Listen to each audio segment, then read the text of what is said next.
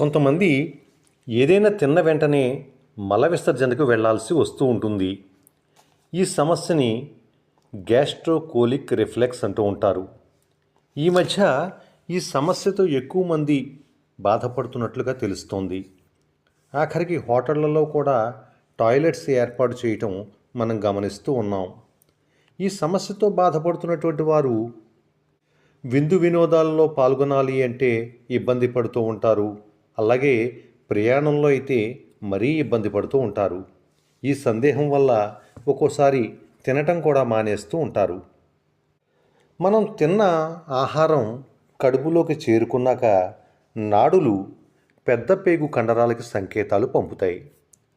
ఈ సంకేతాలు పెద్ద పేగుని సంకోచించేలా చేసే అవకాశం ఉంది. అప్పుడు అక్కడ ఉన్నటువంటి మలాన్ని పురీషనాళం వద్దకు తరలిస్తూ ఉంటుంది. ఈ చర్య మల విసర్జన చేయాలి అనేటువంటి కోరికను కలగజేస్తూ ఉంటుంది. ఇలా పెద్ద పేగు నుంచి ఈ వ్యర్థాలు పురీషనాళం వద్దకు వెళ్ళినప్పుడు మరింత ఆహారం జీర్ణం కావటానికి పెద్ద పేగు స్థలం కల్పిస్తూ ఉంటుంది.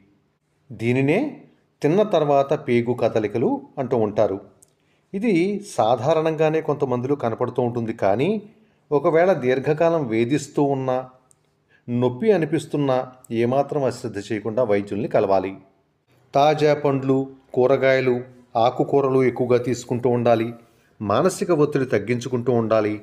జీవనశైలిని మార్చుకోవాలి. అలాగే ఆహారాన్ని ఎక్కువసార్లు కొద్దిగా నెమ్మదిగా బాగా నమిలి తినటం వల్ల కూడా మంచి ఫలితాలు ఉండేటువంటి అవకాశం ఉంది. ఇలా అలవాటు చేసుకోవాలి. కూల్ డ్రింక్స్కి దూరంగా ఉండాలి. అలాగే ఒకవేళ మద్యపాన ప్రియులైనట్లయితే మద్యపానం మానేసుకోవడం మంచిది. మసాలాలు తగ్గించాలి.